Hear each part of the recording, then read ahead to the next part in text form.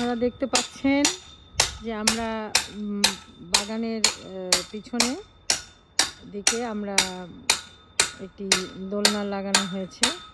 এখন এই দোলনার ভবিষ্যৎ নির্ধারণ হচ্ছে যে এই দোলনায় আসলে কে দুলবে। যে দুজন ভদ্রলোক এটি লাগাচ্ছেন ওনারা, নাকি যার জন্য লাগানো হচ্ছে সেই বাচ্চাটি। তো এই দোলনাটিকে আসলে কে দুলবে, এর ভাগ্য কি বলতে পারেন? এটা আজমের বাবা মা দুলবে, সেদিন দুজনে দুলেছিল, দুজনে বসবে। ভালো ভালো, ঠিক আছে, গুড, নাইস, সুন্দরী কমপ্লিট।